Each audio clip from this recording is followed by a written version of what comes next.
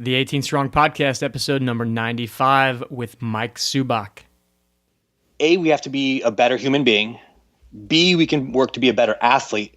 And C, be a better golfer or whatever your sport is. Welcome to the 18 Strong Podcast, where you get direct access to the world's greatest experts on training harder, practicing smarter, and playing better golf. Now, here's your host, Jeff Pellizzero. Welcome to the show, and thanks for joining me on the 18 Strong Podcast this week. Happy 4th of July. Summer is officially here. Hopefully you're getting in a lot of rounds of golf. Unfortunately, I've only played a couple of times this year so far, but definitely have a few rounds coming up. We're heading down to the Lake of the Ozarks here in the Midwest. There's a great golf course down there by the name of the golf club at Portachima, which I'm going to get a couple rounds in, hopefully shoot a few videos for you guys while we're out there. And along those lines, actually, Ryan and I are talking about doing a few road trips to a couple different places, and we'll keep you kind of in suspense as far as where we're going, but we've already talked to a few individuals about traveling to a couple different gyms, places that you've seen or heard of, and maybe bringing you some content while we're on the road, kind of an 18-strong road trip, if you will. So hopefully we'll have some great content. If you're a fitness professional and you'd be interested in us coming to your place and shooting some content for 18 Strong, by all means, shoot me a message, jeff@18strong.com, and we can kind of talk about where we're going and what our plans are with all that. As far as today's show, we have a great guest. We've got Mike Subach on the show. He's the fitness manager at a place called The Gym up in Connecticut. But Mike has already contributed some stuff for 18 Strong. We had our Mobility May, and Mike had some great videos demonstrating some kind of unique drills and exercises, working on some motion and mobility type stuff.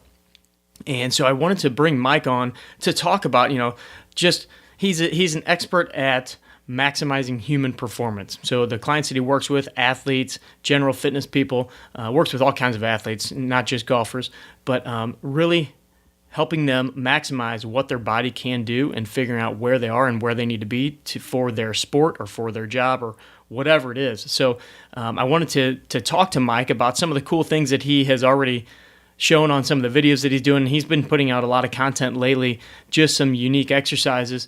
And wanted to ask him, first of all, why he's doing certain things, and then give us some insight as to how can you improve your motion or improve whatever you're trying to do and break through some of those limitations. And Mike's got a very cool philosophy that I 100% agree with, where no matter who it is that comes into his gym, he has kind of a 3-phase process. He says, first, I want to make you a better human, a better moving human. Then make you a better athlete, and then depending on the sport and how well you're moving and how well you can do the things that he already wants you to do, then and only then do you start working on any kind of sport-specific related activities or exercises. So Mike has some great insights into that. And then we also talk about an injury, or really a kind of a terrible incident that Mike had recently with a ruptured appendix and kind of an emergency surgery, and him battling back from all this and going through the rehab process himself, and what lessons he's learned as far as the injury process and the rehab process, and being able to kind of take a step back from the heavy lifting and training that we normally see him doing, and doing more of the mobility and stabilization kind of things. And Mike really gives us some great ideas and things to think about when we're going through that process, or if you have an injury that has limited you or sidelined you. And then we talk a lot about stress and just the way that stress affects our bodies, the way it affects our performance. And Mike kind of phrases it and puts it in ways that I've never really heard, talking about the central nervous system and how it affects our body just on a long-term level, sabotaging your goals, whether that be fitness or weight loss or performance, and what that stress can do, and how we can also use that as a beneficial thing. So just a lot of great tips and tactics here in this episode. And then Mike was even kind enough to shoot us a little video along with our friend Allie Gilbert, Mike's significant other, showing us a couple of things that he talked about. So I'll put that in the show notes as well, where he's walking us through one of the drills that he mentioned in the podcast and gives us some tips there as well. So great interview, great guy, very, very smart man. I learned so much in this episode myself, and I know you will too. So let's bring him in. Hey, Mike Subach, welcome to the 18 Strong Podcast, bud. Great to be here. Thank you. Yeah, man, it's been an episode that I've been wanting to get for a long time. We had you on our Mobility May special, and you had some what many people online actually said were they rated you the top exercise. Nick Shercock mentioning some great things about you. But you actually really inspired me with some of the different things that you were doing and some of the movements that I hadn't really seen and tried before. So it's really kind of helped me try some new things in the gym, try some new things with clients. So first I want to just kind of thank you for participating, but also I know you've inspired some other people in that realm as far as some of our listeners and viewers and stuff. So it was excellent, man. Thank you. No, thank you. I appreciate that. And that's, I started off on Facebook not too long ago, and I would post a lot of heavy lifts and a lot of my strength training. And then, that was cool. That's what inspired me, but it wasn't always the daily things I did to get my body able to do that. And then I started posting more of just the general motions and the progressions and how I keep my body stable, mobile, strong, outside of those fancy lifts that I always considered the fun part. And people began to relate with that more. So I got a lot better feedback with like, hey, you do that stuff that you make me do too. Yeah. And it's daily. That's a huge part of it. Yeah, that's such an important piece because, we see pictures and videos of guys like you and a Don Saladino, doing heavy squats and, doing some of these other things. And people are like, whoa, that's super impressive, but I'm not going to do that. But then when you started posting some of these other things where, you're taking these 1 pound clubs and working on shoulder mobility and stability and things like that. And people are like, whoa, what's he doing? He's usually lifting a lot of heavy weight and doing all these crazy things. And it was cool to see that, no, this is the stuff that prepares you to get there. And we'll jump into a lot of that stuff as we go here. But before we get started, I want to know, is there kind of a person, an experience, a book that you would say really kind of led you to go on this path that you're on now, to where you're helping tons of people with their health, their fitness, their performance? Is there anything you can kind of pin it down to, a moment in life? I could trace it back to early on in my college career. And when I was going through school, I didn't quite know what I wanted to do. I actually had my first start in the physical therapy world. And as I was going through school, it was really my guidance counselor, which sounds kind of cliche, but she told me, you can do whatever you want. And she said that you can make your own degree. And I swear, every time I went into a class, I said, I want to take this class. I want to do more of this type of class. I go see my guidance counselor. She would overwrite prereqs or would say, hey, I can get you a minor in this. You just need 2 more classes in this. And she really pushed me to open up. And then as the fitness industry, performance industry, rehab industry becomes all inclusive now, we really see that it's changed in essence. My final degree, I have a degree in physiology, specialization in pharmacology, minors in health communication and nutrition counseling. So it's, where the hell do you go with that when you graduate? And I had my start in big pharma, and that's where everybody was going. That's where the dollars were going, but that totally wasn't me. And flash forward to maybe 2 years post that, and I'm a trainer. Yeah. And what's a trainer? It's such a broad term, and we can do so many things. So I kind of use my background, my skills, and being diverse and maybe having access to equipment and knowledge other people may not have, to bring that into my training to make the person better as a whole. Yeah, it's so interesting because training has really evolved. You see some of the things that different trainers are doing, how educated they are, the seminars that they're going to and also putting on. I know yourself, you've done a lot of different seminars where you've been students, but you've also been teaching many of them. Right. There's so many different aspects that people are kind of bringing in. And you see chiropractors doing a lot of different things these days. You see physical therapists that are kind of dabbling more into the strength and conditioning side, which is kind of my background.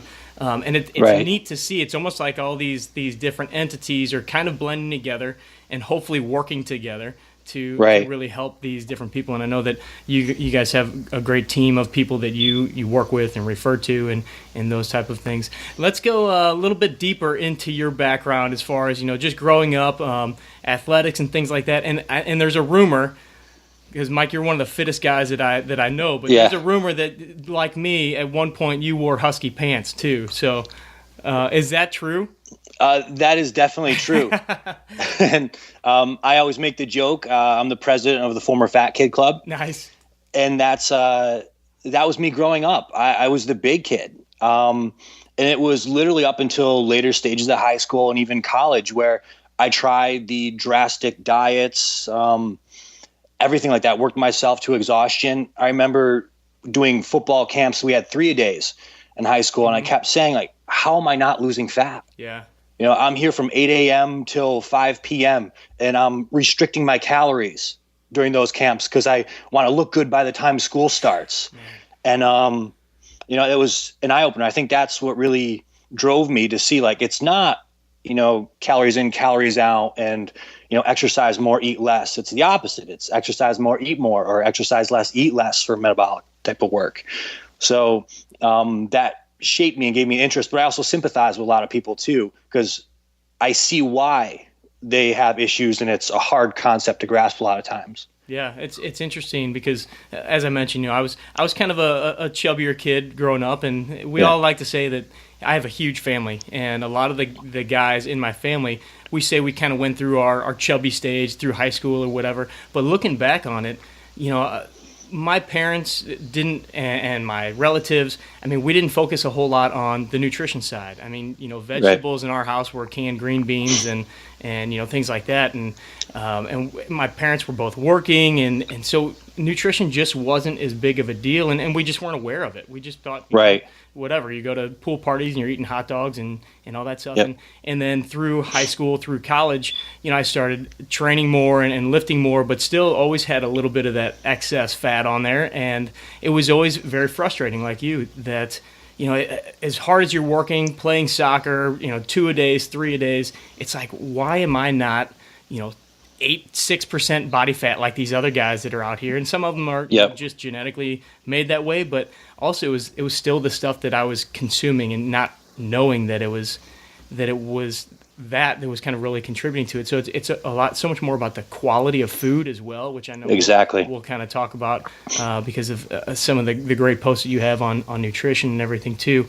So where did you go? You played football in high school and then did you play in college? I didn't. My senior year, I was hurt. So senior year of high school, I had college recruiters, D1, come out, check me out my junior year of high school. Mm-hmm. And I was prepped to go to a big name D1 school, middle linebacker, 200 pounds, squatted 500, benched 300. That was me in a nutshell. But then senior year, a couple weeks before we went to states and we had playoffs, rolled my ankle, had third-degree sprain, and strained my Achilles. So they put me in a boot. I was in a giant cast, and they put me on O-line. So I made all-state offensive line, but I was a middle linebacker. And every school that recruited me wanted me to play O-line. Really? So, and it was a hard thing to sell. I didn't have the game film or anything. Too small for O-line. But, big enough to play in the D3 school. So I actually I focused on studies first. I went to Ithaca College. They had a 5-year master program for PT, new state-of-the-art facility. That was great during that time.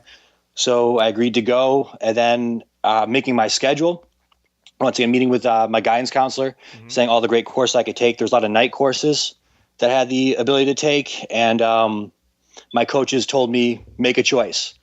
It's either play ball or take these courses. And they made that choice really easy for me. Yeah. And I said, that's why I'm here.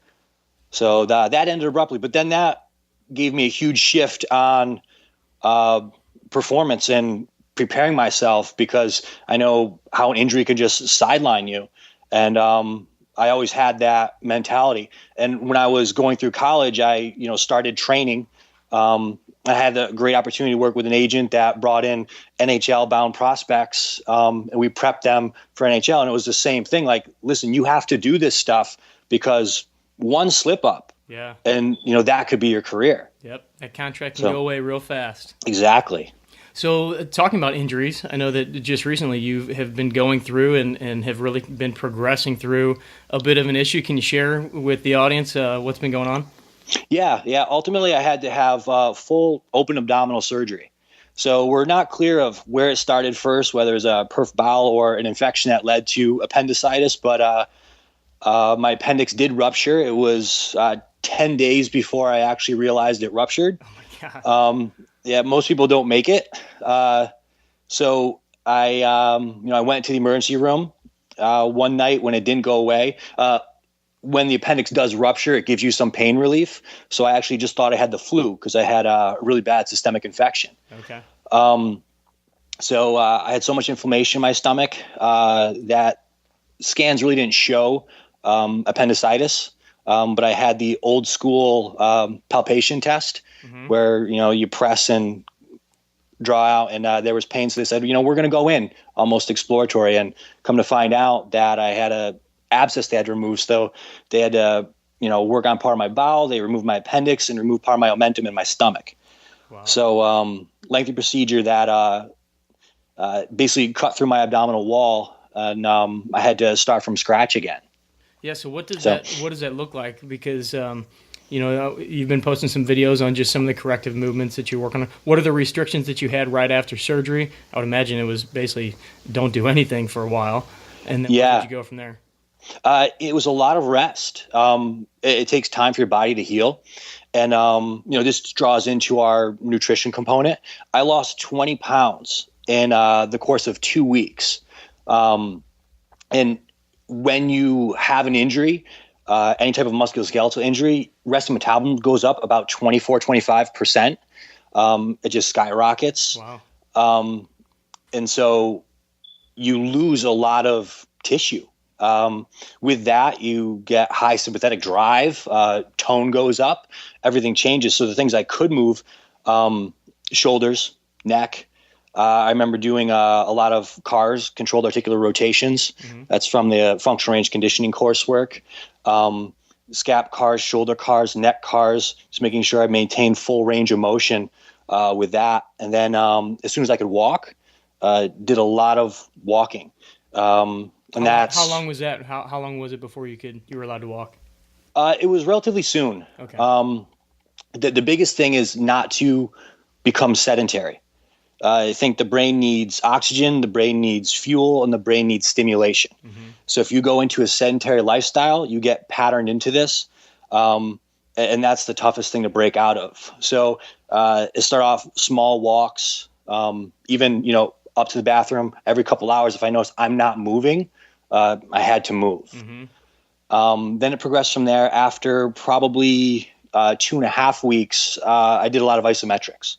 So the beauty of isometrics, you can get a strength effect from them, and they don't release inflammatory mediators. So most of my core work ground-based. So think, using the 4x4 matrix that Greg Rose developed. It's you start on the ground, you have more stability, more points of contact.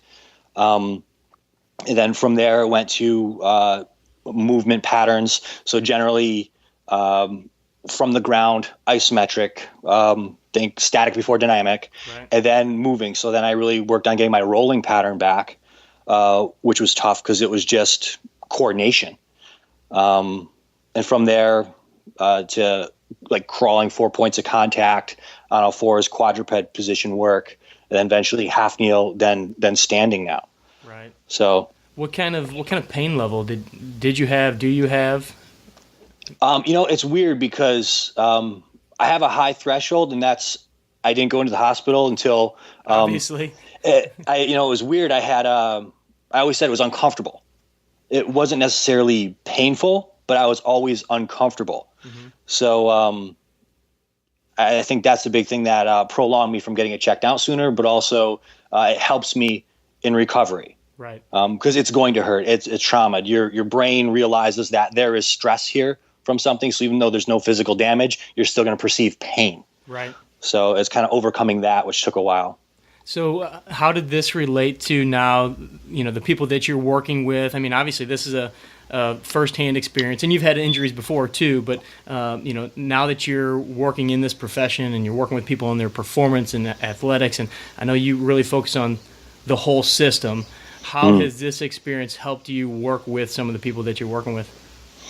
I think by showing them that I do it too, and me taking a step back and showing like how you can progress. If you stick with it, it will work. And I think it's easier to be right there with them. They always say a boss says go, a leader says let's go. So I think that's the mentality. If you're not doing these things or working at it too, people may feel like you don't understand what they're going through. It's the same with nutrition. On Facebook, I post a lot of my meals. It seems sometimes repetitive or meal prep, but it's kind of like, this is what I do. I do this too. This is how you do it. Yeah. And speaking of your Facebook posts with your pictures of food and things like that, I've mentioned this before. Man, you need to put together a cookbook. One of these days, because, I mean, the pictures you post are delicious looking, but then having the recipes and the reason why behind it is honestly, I think you need to put something out. You always make me hungry whenever I'm scrolling through your Facebook feed. Yeah, no, definitely working on it. The next opportunity I have some downtime, I'm definitely sitting down to do that. Nice. So give us a little idea on when you're working with or who you work with, and what demographic. I imagine it's probably a little bit all over the board, and then kind of general philosophy, kind of the 30-second elevator speech of what's most important when you're working with a client, and for the listeners so they can kind of understand where you're coming from. Yeah. So I have a wide array of people, not just golfers. So I have endurance cyclists. I have tennis, paddle, racket sports people. I have everything from college-bound football guys now during the summer getting ready for their programs to a professional horseback rider. Nice. So I think the cool thing, and I hope they enjoy getting this from the vast amount of things that we could do in my training sessions, they all do somewhat the same thing. I always think, A, we have to be a better human being. B, we can work to be a better athlete. And C, be a better golfer or whatever your sport is. If we work on being a better human being, we're going to be a better athlete and a better golfer. If we're a better athlete, we could also be a better golfer. If we just stick with exercises to make us a better person in our particular sport, it doesn't always work out so well. Mm-hmm. So the first session with me, everyone comes in, they sit in a nice comfy leather couch, and we get their resting metabolic rate and respiratory exchange ratio. So literally they come in, usually in the morning, fasted, no caffeine, as relaxed as they can. We hook them up and they breathe into a metabolic cart for 20 minutes to a half hour. And that we get all their baseline information from. So can you break it down for us? What are those, and why do you even care? So resting metabolic rate, basically the amount of calories you burn. It's not basal metabolic rate, but we can also do that. It's the amount of calories you burn at rest, to be real basic. So that's not adding in exercise or activities of daily life or anything like that. So it's the core amount of calories you need. Traditionally, all athletes are somewhat under with their intake. A lot say they're over because they have splurge meals, things like that. When you actually look at daily intake, they are under. So we can see this in our results because we can have a downregulated metabolism, which is usually indicative of them losing weight or losing lean mass. Right. We want them to retain lean mass, lose fat. Or they could have an elevated heart rate and resting metabolic rate. And that usually is a sign symptom of overtraining. Okay. So generally, if they have that overtraining state, high RER or respiratory or resting metabolic rate, then what we'll do is work to mediate that by possibly increasing calories or looking at other lifestyle factors, recovery methods, things like that. Wow, it's interesting. And if they... I was going to say, it's interesting you guys start with that because, we've had a lot of different professionals on, and this is kind of the first time that anybody has really mentioned starting there and kind of getting that baseline, which I think is really cool because I would imagine that then dictates where you go. Exactly. And I look at respiratory exchange ratio too. So RER is basically the ratio of the amount of oxygen you take in to the amount of carbon dioxide you produce. So from that, we can infer what you're burning at rest. Ideally, we're taught in school we burn fat at rest and we burn carbohydrates when we start to exercise. I can count on one hand how many people actually come sit down in my office and are burning fat at rest. RER, respiratory exchange ratio, basically shows the body's ability to get energy out of the oxygen we consume. So I have the ability to also do a VO2 max test with somebody. VO2 max test, best predictor of any type of physical fitness. However, we could infer the results from our RER. So it's a lot easier. It's taken at rest. If someone has a higher RER, then generally they will fatigue faster when we give them an endurance activity to do. How do you measure the VO2? I measure RER it's the same as your resting metabolic rate. It's basically the amount of carbon dioxide you produce and the amount of oxygen you take in. So if you're sitting in that comfy couch and you're burning carbohydrates at rest or percentage of carbohydrates at rest, you're actually muscle protein breakdown. I always look at, like I said, that we are a human first. So the problem with us, we have antiquated physiology. So naturally what should happen is we're out in nature, we're walking through the woods, we see a bear, suddenly fight or flight mechanism kicks in, we release hormones, epinephrine, norepinephrine, people's heart rate goes up, release a huge amount of cortisol. Now this breaks down your body to flood your blood supply with sugar so we can fight or flight. And then generally we will run like hell from that bear. If we're stupid, we'll stay and fight, but I'm going to run. Yeah, I'm out of there. No matter how much weight I lift, I'm going to run. We run so fast, we can't utilize oxygen fast enough, so we utilize carbohydrates. We can use carbohydrates in an anaerobic environment. We torch our carbohydrate system, and then we slow down, we stop running, and then we start recovering. After we torched our carbohydrate system with that anaerobic, quick oxidative work, then we kickstart fat burning because our body says, we want to burn fat now. We're going to save those carbohydrates for the next time we have to fight or flight from that bear. And the lactic acid we produce from working anaerobically like that leads to productions of growth hormone, testosterone, things so we can actually start repairing and keep our lean mass for the next fight or flight. The problem is that works great when we see a bear in the woods. Bring that up to speed now. If we're walking through a dark alley, something runs out in front of your path, boom, same thing happens, fight or flight. Mm-hmm. Unfortunately, what you notice is you could be sitting in the car, stuck in traffic, you get a phone call, stressful phone call, same response. Right. So what's happening? Body kicks in that fight or flight mechanism. Now we're releasing sugar in our bloodstream. We're actually breaking down muscle tissue to put sugar in the bloodstream. We're not going anywhere. We're sedentary. We're sitting there. That turns to fat. So we're basically breaking down muscle to turn to fat. So a lot of my high stress guys, they have this pattern. And we can see that in our metabolic testing. I say, you got to relax. We're not going to be able to turn on our turbo boosters when we're working out if you're already, on the throttle now, sitting down, trying to relax. Right. And recovery doesn't start until we actually turn down that hyperventilation. It kicks in with the vagus nerve where we actually start recovery, start battling inflammation. If you're resting on a couch and you don't have that, we can't load. We can't exercise yet. So that's why our nutrition totally plays an effect. I see this so often with golfers to make it more relatable. Think of you step up to the tee and you're gonna drive the shit out of this ball. So think what's the response that happens? Because you've done this many times, limbic system in your brain helps you do this. It's most lifters, they start to have a hormonal release, cortisol release, raise in testosterone 20 minutes before they go into the gym. Really? Because their body remembers this. Now, how many golfers have a pre-swing ritual where they go through? So just the act of their stance, their approach, things like that, they start going through the system. Their body starts doing this. They start releasing catecholamines. They start flooding their body with cortisol. I think the great thing cortisol does is it allows you to perform. So cortisol battles inflammation, gives you energy to go. It also increases your pain tolerance. So if most people think, I got out there, I was taking a few swings and I warmed up and my pain went away, it's usually cortisol affecting your pain tolerance. So you can still crank.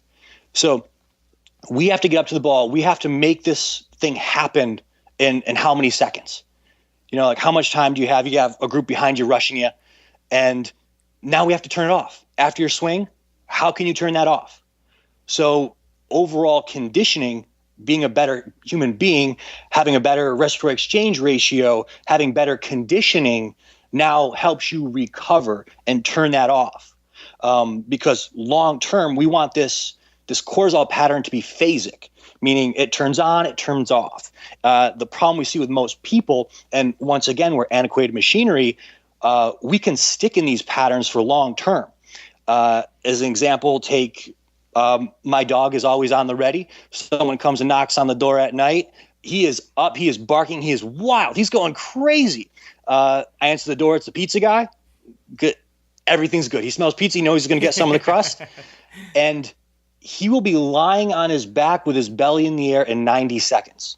Right. So let's make a scenario where you're in traffic, someone cuts you off. I mean, you could do the rest of your shopping, be going around, then you come home to your wife maybe 3 hours later, talk about this incident, and you're still riled up. Yeah. So you don't have that 90-second turnoff.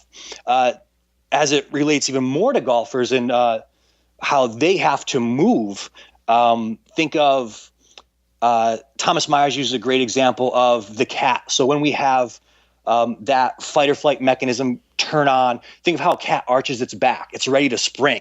That's a preload, and CNS is just ready to just explode. Same thing happens with people. The difference with people, they're not doing a quick spring load to fight or flight. We can hold that pattern for years.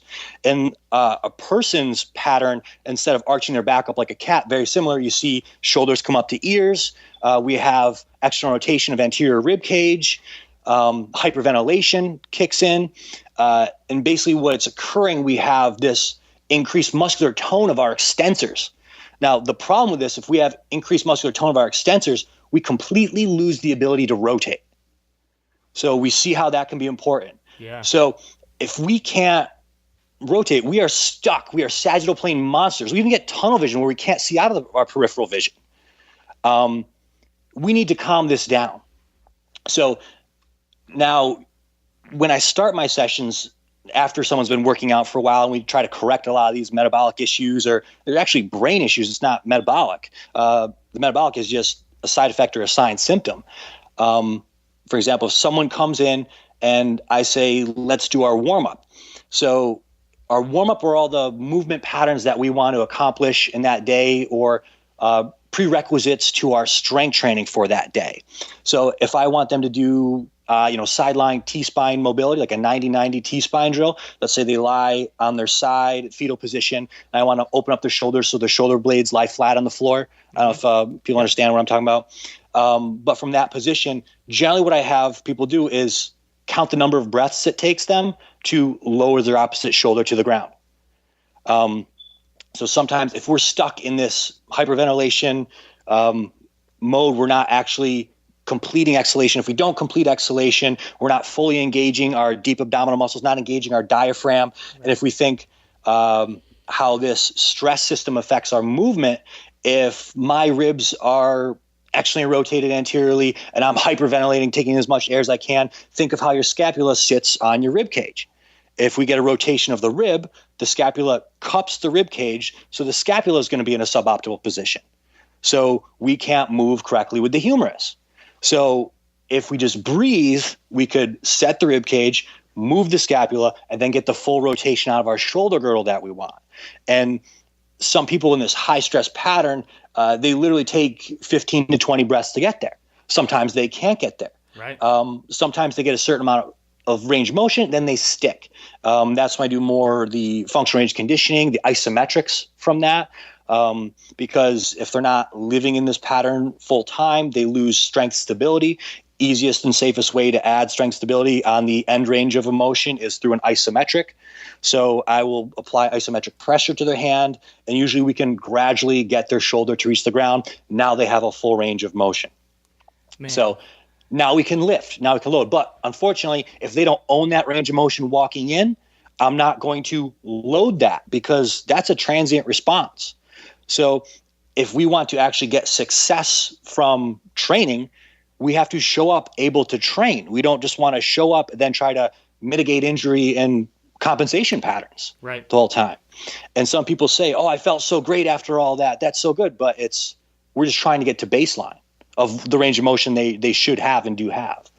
So what if you can't get somebody to that baseline? You get somebody that comes in, and I mean, let's face it, some of the people that we work with and some of the people listening to the show, they've got their issues, they've got different things mobility wise that either they've been dealing with for a long time, they can't get there. How do you then adapt, or do you adapt, and where do you go? Yeah, there's prerequisites for every motion, and I always say before I start my programming, we always sit down, and Charlie Weingroff has a great seminar series called Start at the Finish, which basically gives you options on why you're screening and what you're looking for. But it's when someone comes in to train with you, it's what do I want from this person? So I want to load them. I want them stronger, faster, better conditioning.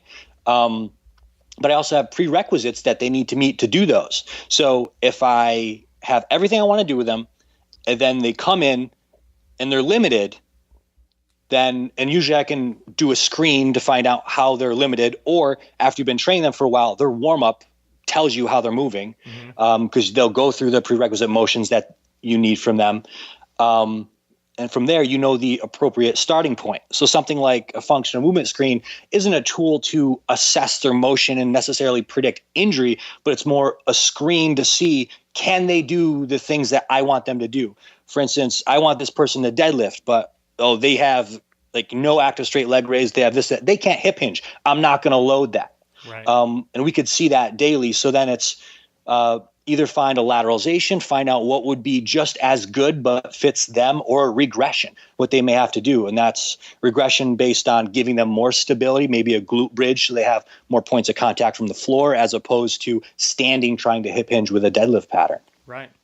So talking about the stresses and the daily stresses and the effects that it has, and then on the breathing patterns, this honestly, Mike, this is kind of the first time that I've seen somebody approach it from this angle, which I think is awesome, because we talk a lot about, just moving better, having your body function better is going to make you a better golfer. But this is kind of the first time that I've really had somebody explain the real reaction to the body's stress, and then how that physically affects what's going on, not even just hormonally, but, like the changing of the breathing, and then, the muscles that change and the postures that change. So what do you do to help these guys relax and start with, because you mentioned nutrition, I'm sure sleep is a big part of it sometimes. Right. So where do you go with that? Yeah, that's it, and why I do a lot of posting online. And it's basically find your daily habits. So we know we have our recovery component. We have which nutrition is a part of, exercise is a part of. And I think the biggest mistake most strength trainers make is overtraining someone. And a lot of people say like, oh, there's no such thing as overtraining. But a person has to be ready to accept the load that you're going to put on them at that moment. So if someone comes in Monday morning, they could be fresh from a long weekend. I could load the heck out of them. I could have them get very glycolytic, which produces a hormone response. Like we said, lactic acid leads to hormone release.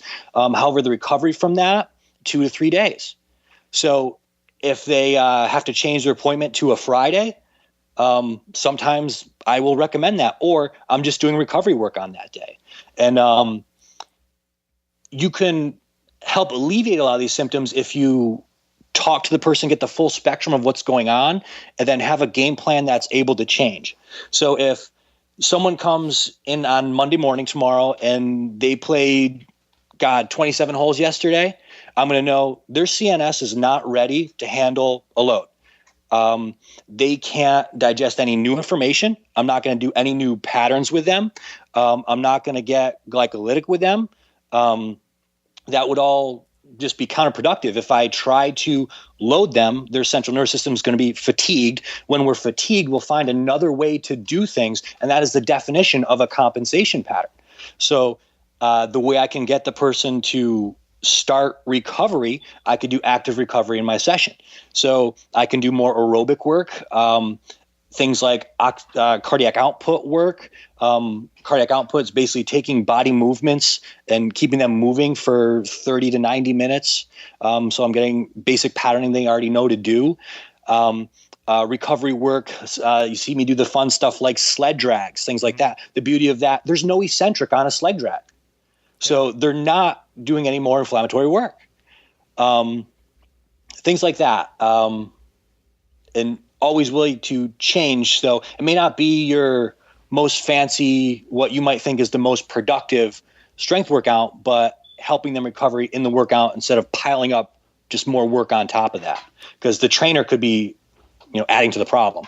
Yeah, and I think sometimes, when a client comes in and I'm going to look at this both as things that I've worked with my clients, what the client wants, and then as somebody who is into working out, you kind of want to go in and get the most bang for your buck, right? So I would imagine sometimes somebody will come in and they're like, they think that they're ready to go and do all this loading and stuff, and you're like, whoa, slow down. How do they react to that, and how do you get past that? Yeah, that's the cool culture that has developed at my club, and I have a wide array of different athletes, and it's funny, they'll talk in the locker room like, whoa, did he have you do this today? No, I was on the sled. And that's how we're all doing the same thing, but it's specific for that person and for that day. So I can make you tired with cardiac output work. If we're doing aerobic work, say, okay, the next 90 minutes, you're not stopping. We're keeping your heart rate from 130 to 150. Pop on the monitor, and here's our sequence. We're going to do crawls, and then rolls, and then a Turkish get up to a farmer carry, and string things together. And to them, you smoked them. That was a great workout, but it was in the physiological capacity that they could handle that day. You could always do something. Right. So that's cool, being able to modify it kind of on the fly too. And I've noticed that there are times when we'll have people, sometimes the older clients, the golfers, and they still have that mentality of, well, if I'm not sweating and breathing heavy, I'm just not getting it done. And then I'll point to maybe a professional hockey player that's over in the corner, like taking a full out rest break and just kind of like chatting, and I'm like, look at him over there. That's a professional athlete, and he's not here to wear himself down. It's like he understands the importance of the rest and the recovery, and so let's look at that and utilize that and realize that we can get more work done without putting you through those rigors. And sometimes that's a mental barrier that's hard to get through. Something I wanted to ask you just to kind of clarify for us is the difference between, and you did a little bit earlier, the anaerobic versus aerobic, and then what kind of cardio should people be doing, and how do they determine what's right for them?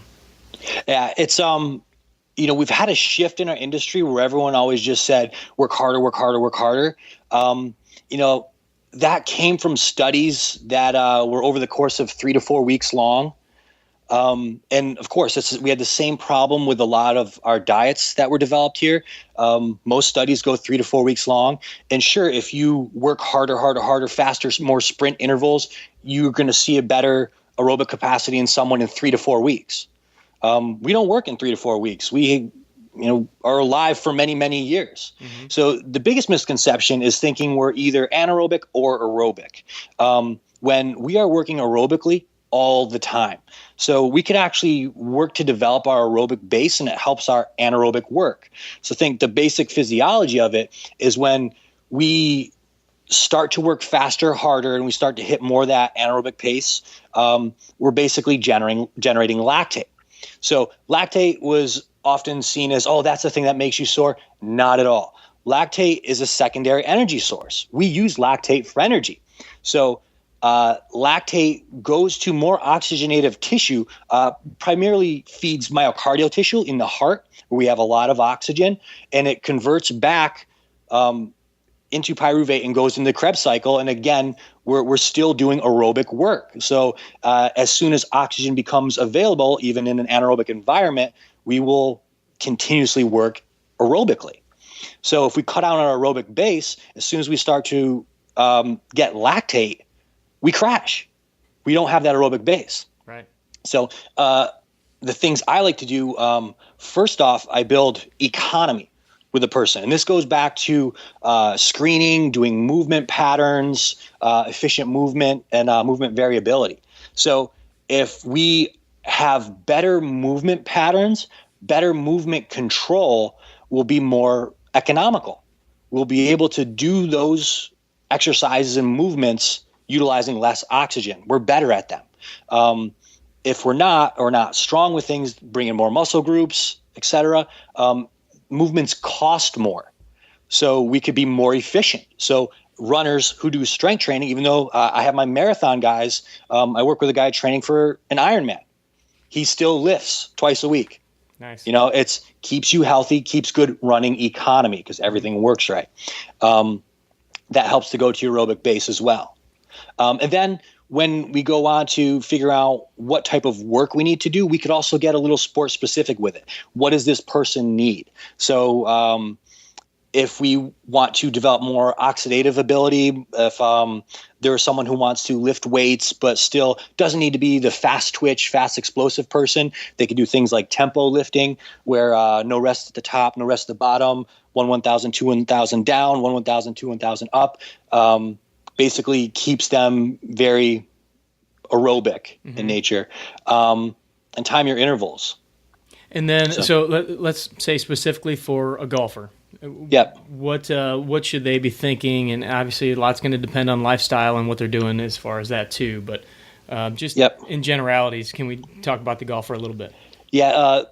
Of course, things like explosive repeats, where we just keep the capability of the anaerobic fibers to be nice and strong. But the thing that's really overlooked, I find, let's take an FMS or a screen or the TPI screen on somebody, have them rip through the screen, see how they move, put them on a 5K, have them run, or 12 minutes on an Airdyne, test them again.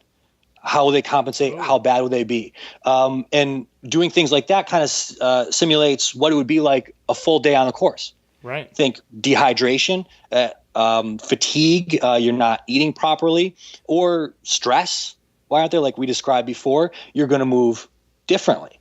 Right. So once again, definition of a compensation pattern. So using specific drills, there's in the conditioning world, we pretty much named types of exercise, and we have a set volume and frequency for all these and what it takes physiologically to actually adapt and get the benefits from them. But I love doing what's called strongman training or strongman endurance.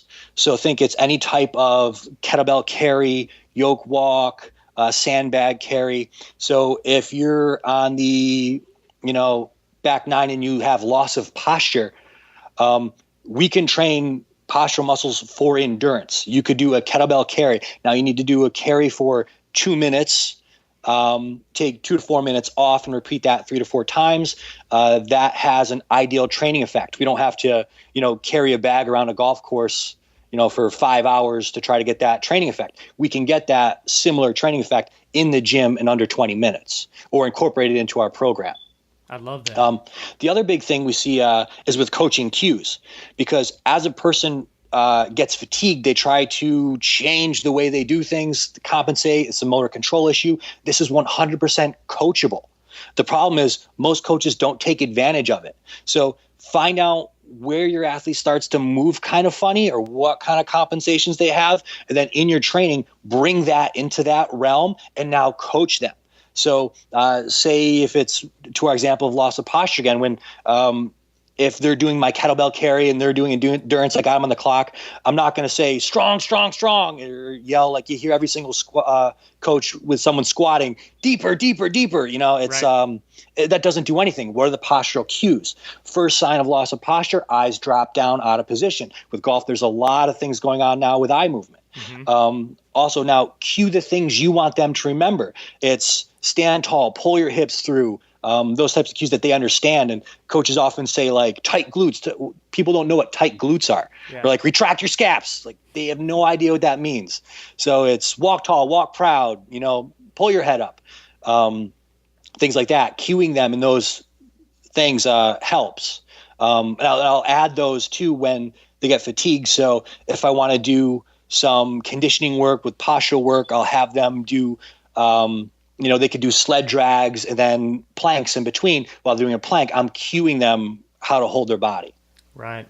Man, I love that. So many good nuggets here, just as far as, the way that we look at what we're doing in the gym. And because you hear it all the time, you hear the different cues of, just faster or up, like that kind of thing. Right. But if you're kind of specifically geared towards that person, let's say specifically that golfer that tends to round his shoulders or rounds his thoracic spine or looks down or looks up or whatever, to be able to then take that and continuously give them that repetitious cue in the gym. I mean, we know that it's all about repetitions there and doing it over and over and over before it becomes a habit.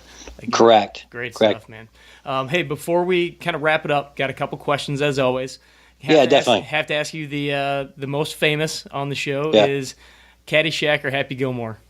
That's a tough one. I feel like a traitor for not saying Caddyshack.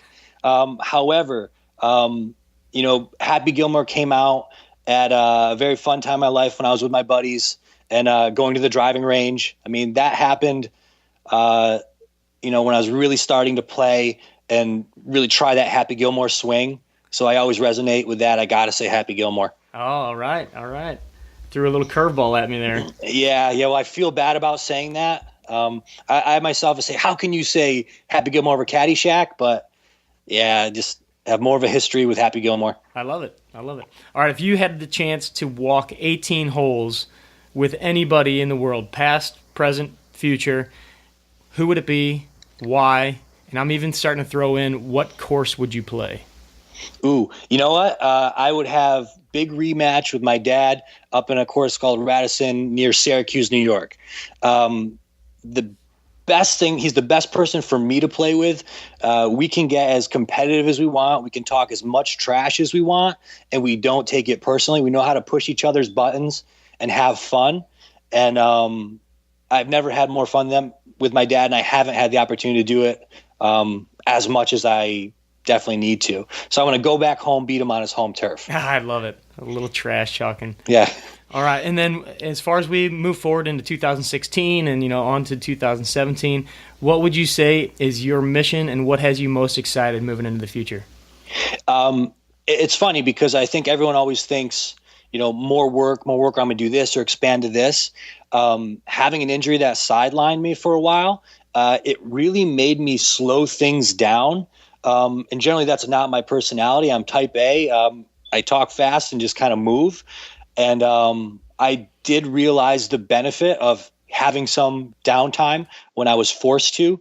So I want to keep cranking, keep, the clients I work with happy and everything, but also learn to take some downtime myself. That's great. I think most of us, myself included, can take a lot from that because there's so much going on. We all have so many things that are happening and trying to, move forward in our jobs or careers or whatever. We have kids or not, taking that time to kind of let yourself relax, recuperate, as you talked about how important that is very important. So, hey, Mike, I just want to take a quick moment to say thanks to you. One, for, first of all, obviously coming on the show.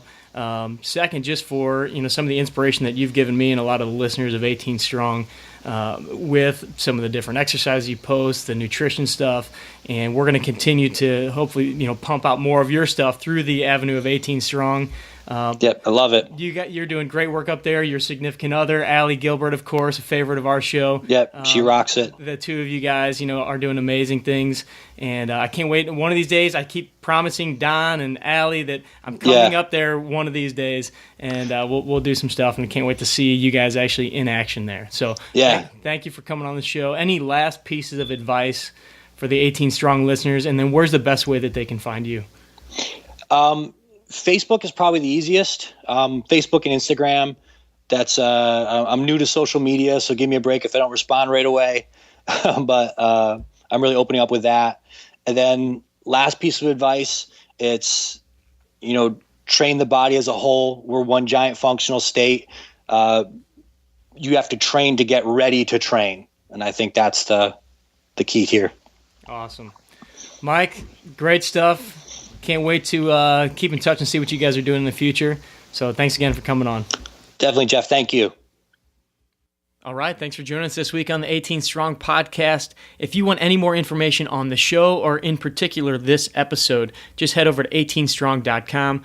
This is episode number 95. You can also search for Mike in the search bar, and all of his information, all the links that we talked about in the show, as well as the video that he shot to demonstrate some of the drills that we mentioned in the podcast, are all right there Of course, if you're new to the 18 Strong podcast, browse around, check out all the old episodes that we have with incredible guests. We've got a lot of videos as well.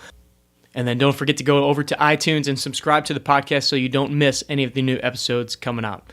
And lastly, if you haven't had a chance to check out The Golfer's Guide to a Bogey-Proof Workout book, you can find that either at the link on the show notes page, or you can simply go to Amazon, search for Bogey-Proof in the search bar, and it'll be the first thing that pops right up.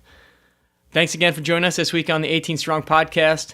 Train hard, practice smart, play better golf. Thanks for listening to the 18 Strong podcast at www.18strong.com. And remember, train hard, practice smart, and play better golf.